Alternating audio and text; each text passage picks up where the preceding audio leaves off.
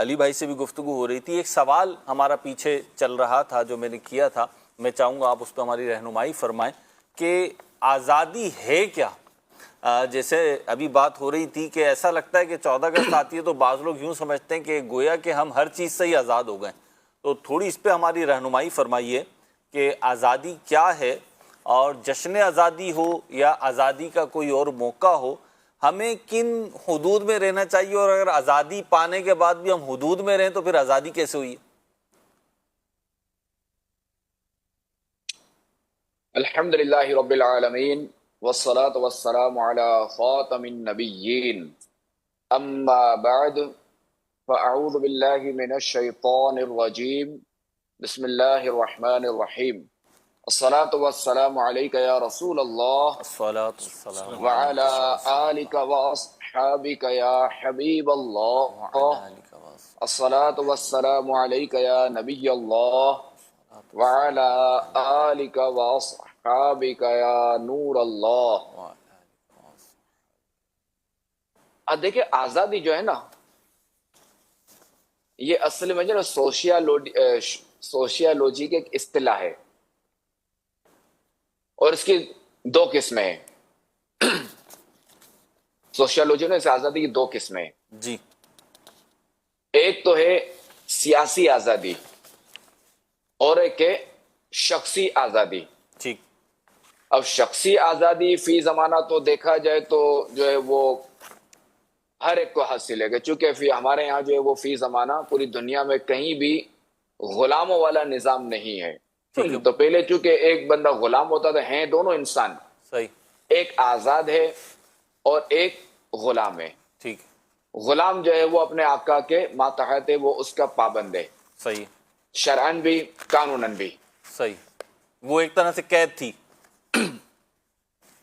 جی، وہ ایک طرح سے قید تھی اور یہ بندہ آزاد نہیں تھا گویا کہ، کیونکہ آقا کے ماتحت ہے۔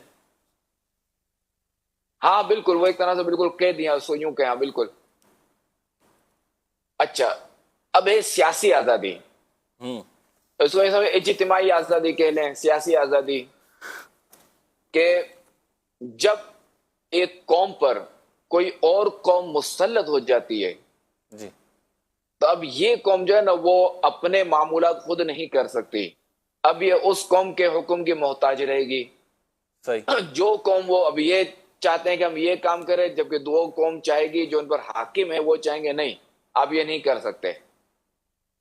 ٹھیک ہے، تو اس طرح ذرا کہ کئی معاملات ہوتے ہیں، تو اب جو ہے وہ اس آزادی کو، یعنی اس آزادی کو کہتے ہیں سیاسی آزادی۔ صحیح، تو چونکہ شخصی آزادی تو اس وقت بھی تھی، تو اب رہا سیاسی آزادی، تو چونکہ مسلمان جو ہے وہ اللہ تبارک و تعالیٰ کی عبادت جو ہے وہ ان کو کرنے میں دشواری تھی، یہ جو ہمیں جو نعمت حاصل ہوئی پاکستان بننے کی، چونکہ ان میں کئی مسائل تھے کہ غیر مسلم وہ حکمران تھے اور ان کی طرف سے بعض اوقات آئے دن کچھ نہ کچھ مسائل ہوتے رہتے تھے، قوانین کے حوالے سے جو بھی دیکھا جائے وہ ایک قانون بناتے تھے اور اس قانون پہ جو مسلمان کو یہ رکھنے کا پابند کرتے تھے۔ اب چونکہ وہ اس قانون کیا تھا کہ بعض اوقات ایسے قوانین ہوتے کہ جس میں مسلمان اللہ تعالیٰ کی عبادت نہیں کر سکتا، جیسے اذان نہیں دے سکے، اس طرح کے معاملات جو وہ اس وقت ہوتے تھے، بعض جگہوں پر اذان کے بھی معاملات ہوئے تھے۔ تو خیر اصل یہ تھا کہ مسلمان جو اللہ تعالیٰ کی عبادت کر سکیں۔ اچھا، اب بنی اسرائیل، ان کی مثال دیکھ لیں کہ یہ تھے ایمان والے، مگر یہ فرعون کے زیر حکومت رہ رہے تھے، کہ فرعون اور جو قبطی قوم تھی وہ ان پر مسلط تھی، فرعون حاکم تھا، قبطی قوم جو فرعونی تھی، تو وہ ان پر حکومت کرتے تھے۔ اب یہ بنی اسرائیل کو طرح طرح کی تکلیفیں دیتے عبادات کرنے میں، اور کئی طرح سے جو مسائل تھے، یہاں تک کہ ایک وقت تو یہ آیا تھا کہ ایسا، یعنی یہ فرعون ظالم تھا اور یہ ایسے ظالم تھے کہ ایک وقت تو یہ آیا تھا کہ بنی اسرائیل میں جو بھی لڑکا پیدا ہوگا اسے قتل کر دیا جائے گا۔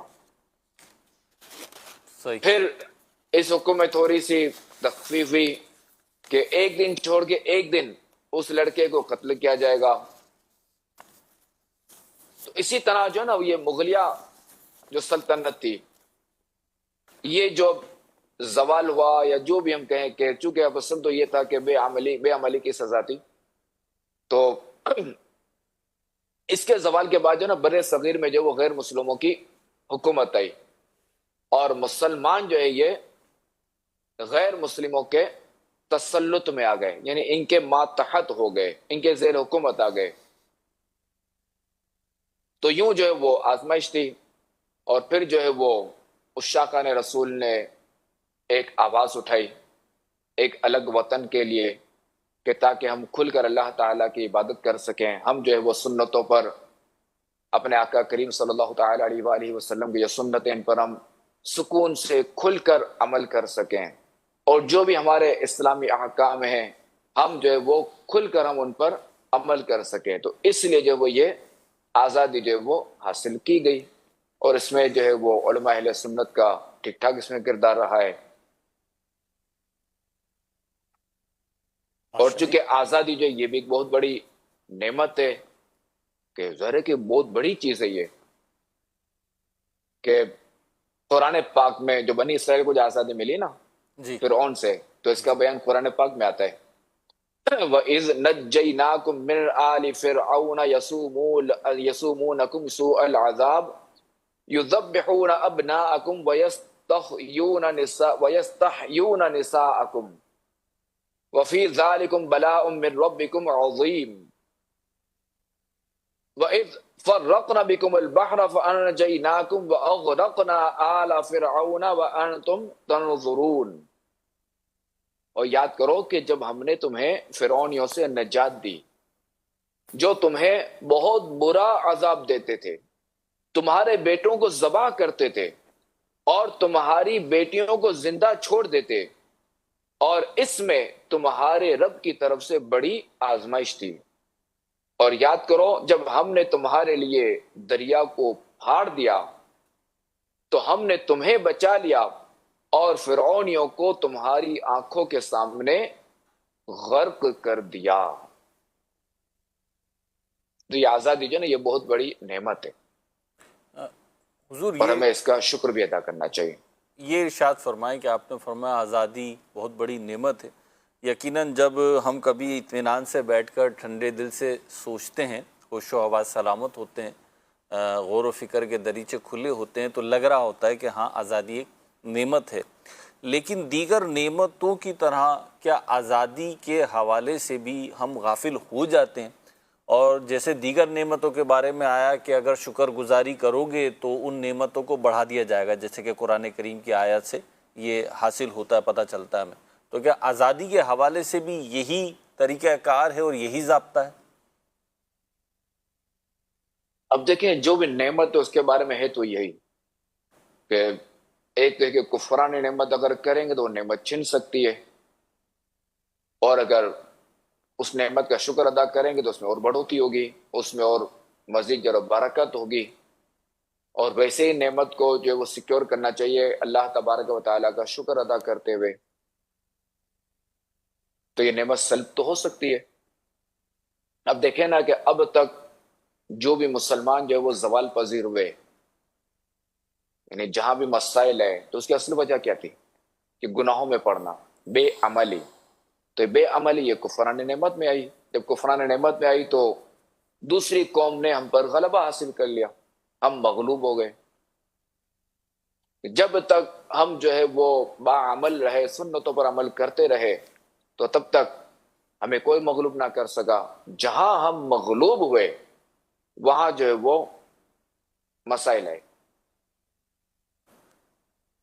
سیدی آپ بھی دیکھ ہی رہے ہیں، ظاہر سی بات ہے، خود آپ بھی پاکستانی ہیں، پاکستان میں رہتے ہیں، بچپن سے ہی آپ دیکھ رہے ہیں اور ابھی بھی دیکھ رہے ہیں، تو حالات و واقعات جو ہیں بالخصوص جشن آزادی کے تناظر میں کہہ رہا ہوں کہ پاکستان ایک مملکت جو ہم نے حاصل کی تھی، جیسے ابھی آپ نے پیچھے ضمنی طور پہ بیان کیا کہ جہاں پہ ہمیں عبادت کا موقع ملے، جہاں ہم اپنے رب کے احکامات کی بجا آوری کر سکیں، تو نمبر ایک یہ کہ مقصد جو تھا وہ کیا تھا، اور اس وقت آپ کیا دیکھتے ہیں ہم اس مقصد کو پانے میں کتنا کامیاب رہے، اور مزید کیا ہم ایسا کریں کہ اس مقصد کو پانے میں کامیاب ہو جائیں؟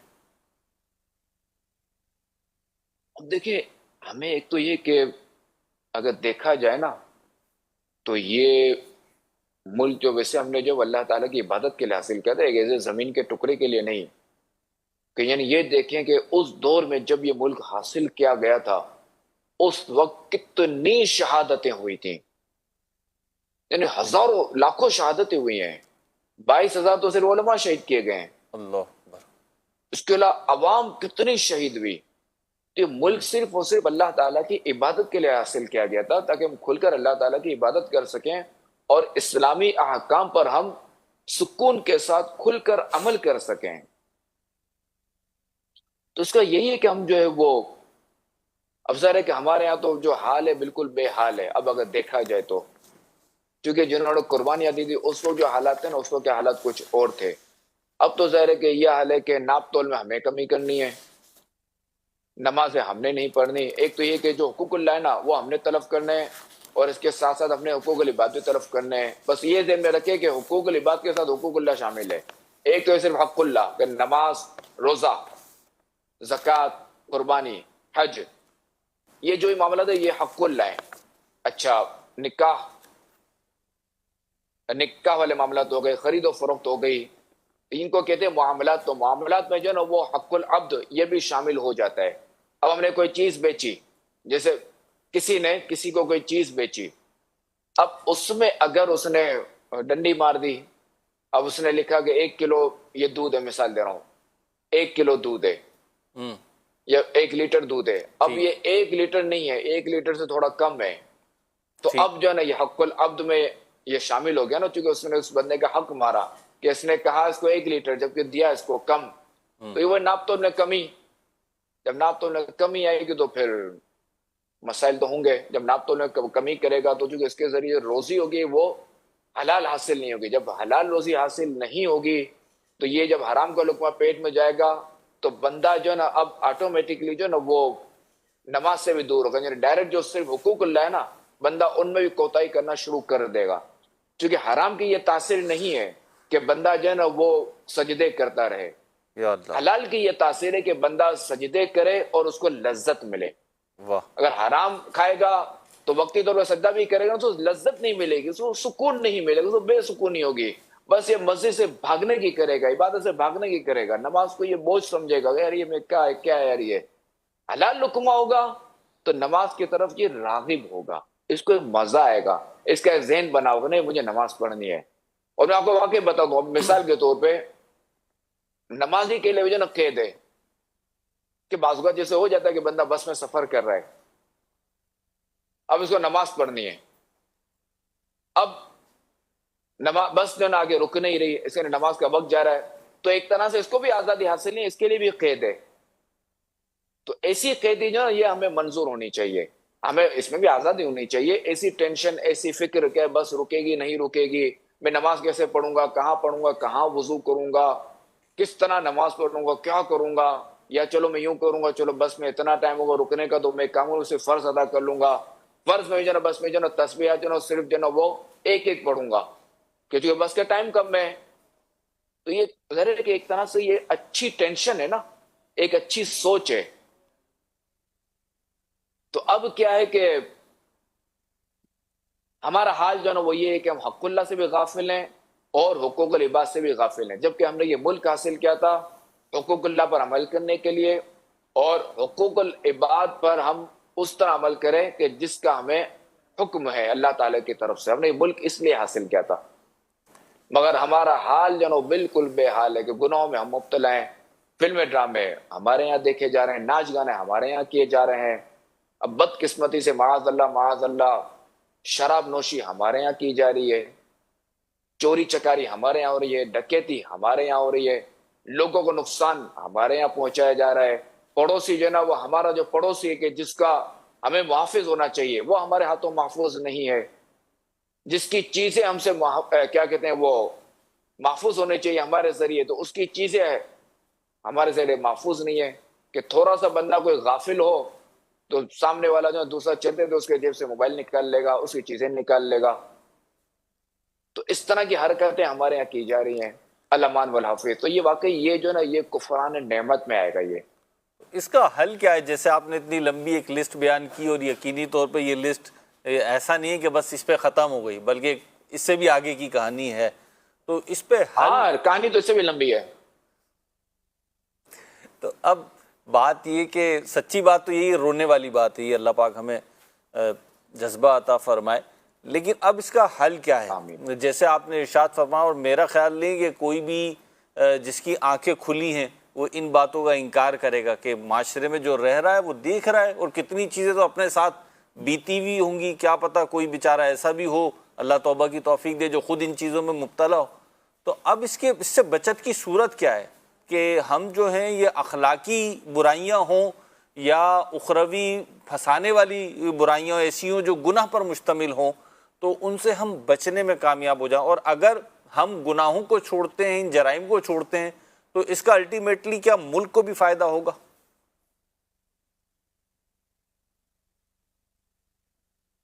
اس کا حل ہے کہ پہلے تو ہم اپنے اسلاف کو دیکھیں کہ جنہوں نے اس ملک کے حصول کے لیے قربانیاں دی ہیں، ان کو دیکھیں کہ وہ گرمیوں میں بھی نماز پڑھتے تھے۔ آپ دیکھیں پرانی جتنی مسجدیں تھیں تو انہیں صحن ہوتا تھا، تو خیر صحن میں جو وہ عصر کی نماز، عصر مغرب عشاء اور فجر یہ صحن میں ہوتی تھی، جبکہ ظہر جو ہے وہ اندر ہوتی تھی۔ جی، اب دیکھیں کہ اس وقت گرمیوں میں بھی ہماری مسجدیں آباد ہوتی تھی، ایسا ہی جبکہ فی زمانہ حال یہ ہے کہ کئی مسجدوں میں یا بعض مسجدوں میں یا کچھ مسجدوں میں ایئر کنڈیشن لگا ہوا ہے، ٹھنڈک کا انتظام ہے، پنکھا بھی ہے، جبکہ اس وقت پنکھا بھی نہیں ہوتا تھا۔ تو فی زمانہ پنکھا تو ہر مسجد میں ملے گا، پنکھا بھی ہے، پھر بھی ہماری مسجدیں آباد نہیں ہیں۔ تو ہم غور کریں، ہم ذرا اس پہ سوچیں کہ یار وہ کیا لوگ تھے کہ جو بغیر پنکھے کی مسجد میں آتے تھے، اور انہوں نے یہ حصول ملک کس لیے حاصل کیا کہ ہمیں پنکھا نہیں چاہیے، ہمیں بجلی نہیں چاہیے، ہمیں جو نا وہ اللہ تعالیٰ کی عبادت کھل کر سکیں، اس کے لیے ملک حاصل ہو۔ ان کا کیا ایسا جذبہ تھا کہ وہ اس طرح نمازیں پڑھتے تھے؟ اب ہم دیکھیں گے تو جذبہ کیا تھا کہ جذبہ یہی تھا اطیعوا اللہ و اطیعوا الرسول۔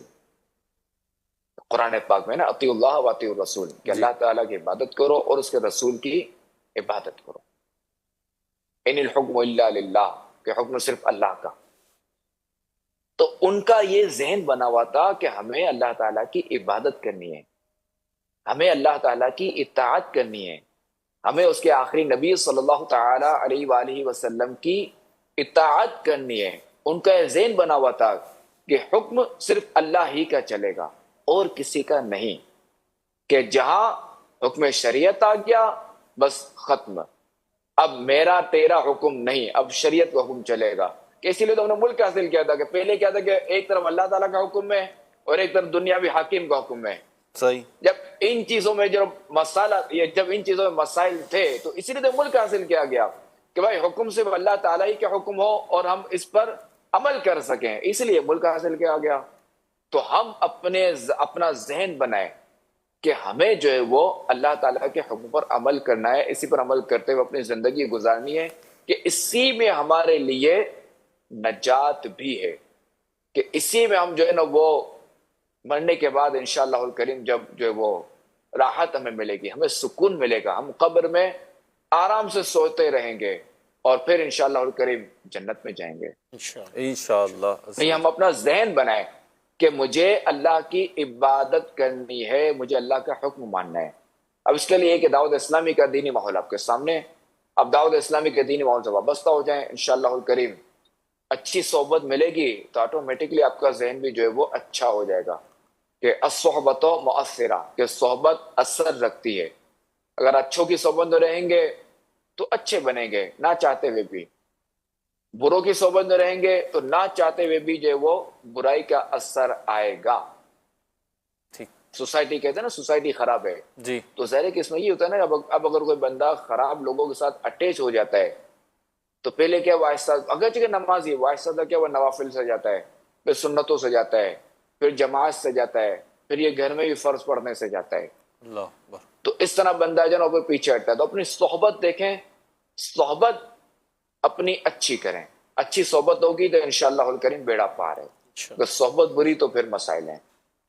سیدی یہ بھی ارشاد فرمائیں کہ جب گفتگو چل رہی ہے، ابھی رکن شورا شاہد مدنی صاحب بھی بیان فرما رہے تھے، آل انڈیا سنی کانفرنس کے حوالے سے ارشاد فرما رہے تھے، اور علماء اہل سنت کی، مشائخ کی جو خدمات ہیں اس پہ تذکرہ فرما رہے تھے، اور وہ بھی ایک لمبی فہرست ہے، جیسے کہ آپ نے فرمایا کہ ہزاروں کی تعداد میں تو علماء جو تھے وہ شہید کیے گئے۔ میں یہ پوچھنا چاہوں گا کہ چلیں وہ جد و جہد آزادی جو تھی، جو تحریک آزادی تھی، اس میں شامل تھے، ایک بڑی تعداد جو تھی اس میں وہ لیڈرشپ کے طور پر کام کر رہی تھی، پھر اس کے نیچے مختلف کہنا چاہیے کیٹیگریز بنی ہوئی تھیں جو کسی نہ کسی طرح مسلمانوں کو قوم و ملت کے تناظر میں رہنمائی فراہم کر رہے تھے، اور گویا کہ وہ مینارۂ نور بنے ہوئے تھے۔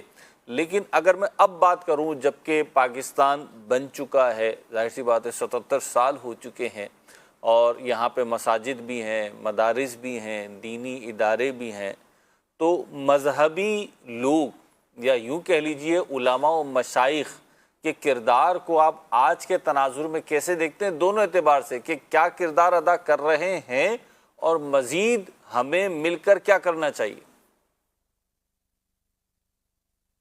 دیکھیں کہ ایک تو یہ کہ جو میں نے عرض کی نا کہ نجی معاملات، کہ ہم جو ہے وہ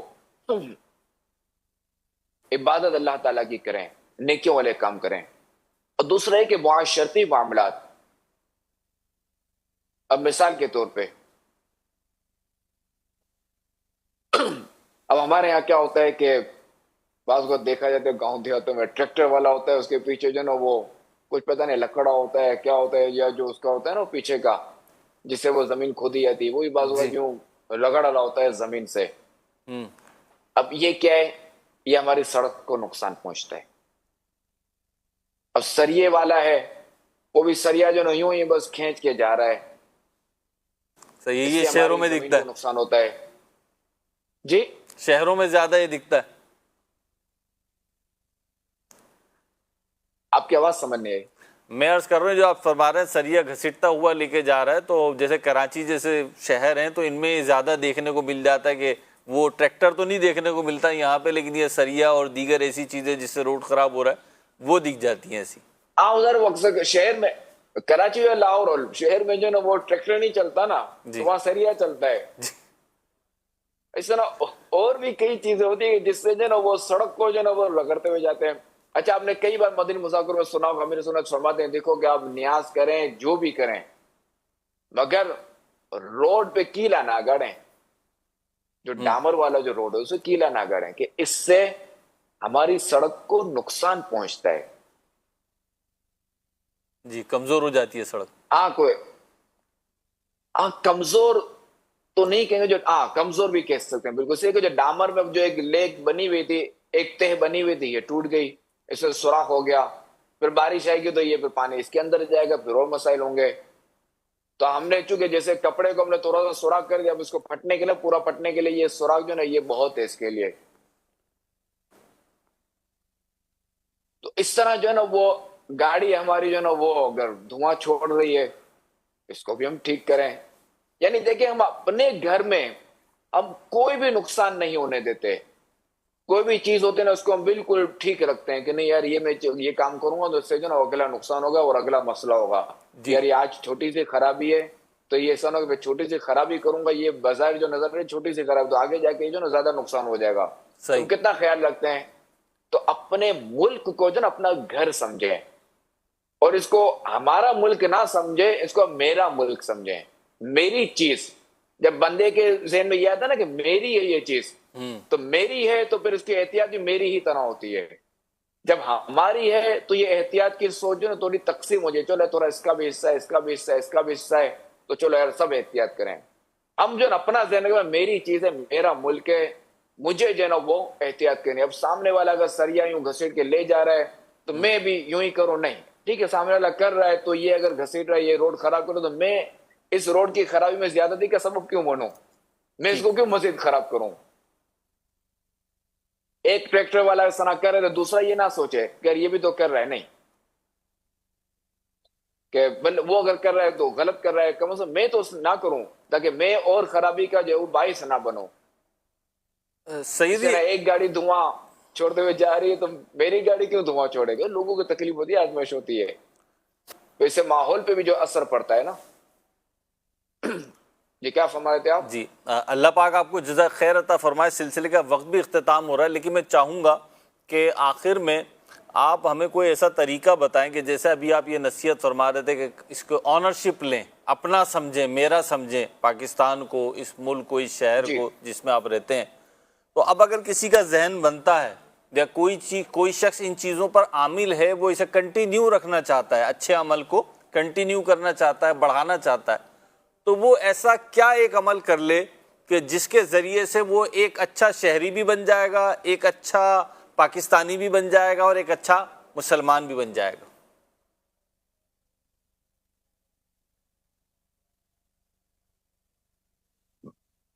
نہیں، دیکھیں کہ اگر وطن سے اگر محبت ہوگی نا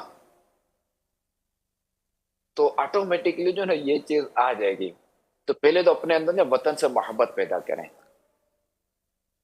کہ اس وطن، جب وطن سے محبت ہوگی تو اب بندے کی سوچ جائے گی کہ یار اس وطن کی عزت میرے کردار سے، میرا کردار اگر اچھا ہوگا تو میرے وطن کا نام روشن ہوگا، صحیح. اگر میرا کردار برا ہوگا تو میرے وطن کا نام بدنام ہوگا. تو اپنے آپ کو اچھا کرے اور پہلے اپنے اندر وطن کی محبت پیدا کرے. اور وطن کی محبت یہ بھی ظاہر ہے کہ اچھی چیز ہے، اور یہ صالحین کا طریقہ ہے. جیسا کہ جو بیت المقدس کا جو علاقہ ہے، اس کی ویرانی دیکھ کر حضرت عزیل علیہ نبینا علیہ الصلوۃ والسلام یہ غم میں ڈوب گئے تھے، اور فکر مند ہو کر انہوں نے یہ کہہ دیا کہ اس شہر کی بربادی اور ویرانی کے بعد جو ہے وہ کیوں کر اللہ تبارک و تعالی شہر کو دوبارہ آباد فرمائے گا. تو اس سے یہ ثابت ہوتا ہے کہ اپنے وطن اور شہر سے محبت کرنا، الفت رکھنا، یہ صالحین اور اللہ والوں کا طریقہ ہے. اور مولا علی قاری رحمۃ اللہ تعالی علیہ فرماتے ہیں نا کہ وطن کی خاک میں شفا ہوتی ہے. اگر کوئی مسافر اپنے وطن کی مٹی پردیس لے جائے، یعنی اپنے وطن سے باہر لے جائے، جس میں تھوڑی سی پینے کے گڑھے میں ڈال دے، کیونکہ پہلے گڑھے ہوتے تھے نا وہ مٹکے وغیرہ، اس میں ڈال دیا کریں، تو انشاءاللہ الکریم وہاں کا پانی اسے نقصان نہ دے گا. سبحان اللہ. حضرت عبداللہ بن عباس رضی اللہ تعالی عنہ بیان فرماتے ہیں کہ خاتم النبیین صلی اللہ تعالی علیہ وآلہ وسلم نے مکہ مکرمہ سے مخاطب ہوتے ہوئے فرمایا، تو کتنا پاکیزہ شہر ہے اور مجھے کتنا محبوب ہے. اگر میری قوم تجھ سے نکلنے پر مجھے مجبور نہ کرتی تو میں تیرے سوا کہیں اور سکونت اختیار نہ کرتا. حضرت عبداللہ بن عدی رضی اللہ تعالیٰ عنہ بیان کرتے ہیں کہ انہوں نے خاتم النبیین صلی اللہ تعالی علیہ وآلہ وسلم کو مقام حضورہ پر کھڑے دیکھا. آپ علیہ الصلوۃ والسلام نے سرزمین مکہ کو دیکھتے ہوئے فرمایا، اللہ کی قسم، بے شک تو اللہ کی بہترین زمین ہے، اور اللہ کے ہاں اللہ پاک کی تمام زمین سے زیادہ محبوب ہے. اگر تجھ سے نکالے جانے پر مجھے مجبور نہ کیا جاتا تو میں یہاں سے کبھی نہ جاتا.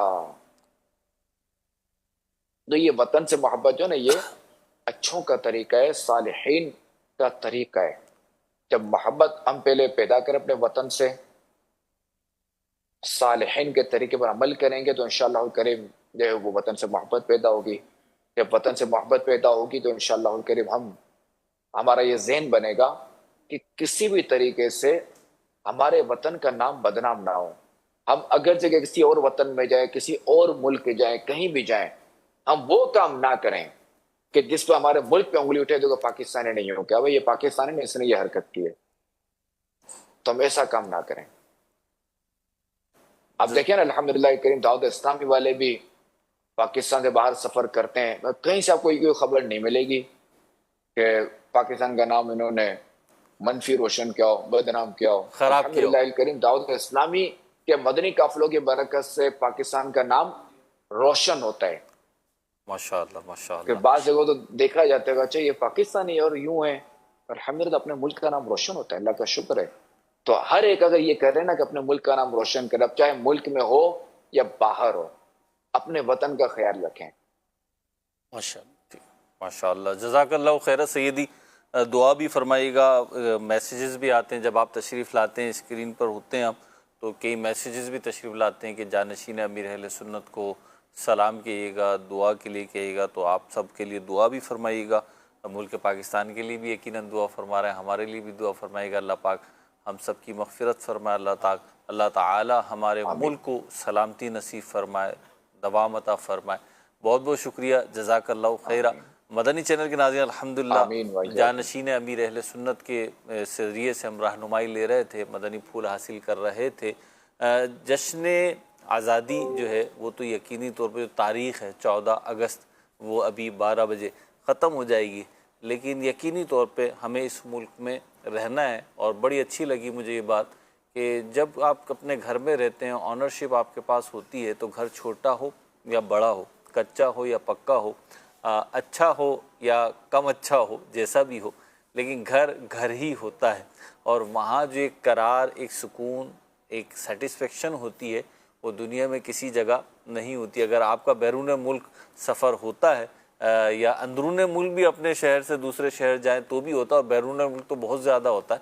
جب آپ اپنے ملک آتے ہیں تو آپ کو ایک راحت محسوس ہوتی ہے. ایئرپورٹ پہ اترتے ہی نا, جیسے جہاز لینڈ کرتا ہے تو ویسے ہی آپ کو ایک راحت فیل ہوتی ہے کہ جی آ گئے, اپنے ملک آ گئے. سب سے بڑھ کر یہ ہے کہ آپ کسی بھی ملک میں چلے جائیں, کتنی لگژریز ہوں, فیسلٹیز ہوں, جی آپ کی اجنبیت آپ کے ساتھ ہوگی. اور آپ اپنے ملک آئے, لینڈ کیا, چاہے جیسی غربت ہے, لائٹ نہیں ہے, جو کچھ ہے, آپ کو لگتا ہے کہ میں اپنے ملک آ گیا. یہ بہت بڑی اپنائیت ہوتی ہے. بڑی ایک سچویشن ہے واقعی کہ آپ چلے جائیں اور واپس آئیں تو یہ کنڈیشن آپ کو ملے گی. اللہ پاک ہمیں توفیق عطا فرمائے. دعوت اسلامی الحمدللہ ملک سے محبت, لوگوں سے محبت, دین اسلام سے محبت اور قانون اور شریعت پر عمل کرنے کا ذہن دے رہی ہے. آپ بھی دعوت اسلامی کے دینی ماحول سے وابستہ رہیے, مدنی چینل دیکھتے رہیے. صلو علی الحبیب صلی اللہ علی محمد صلی اللہ علیہ وسلم.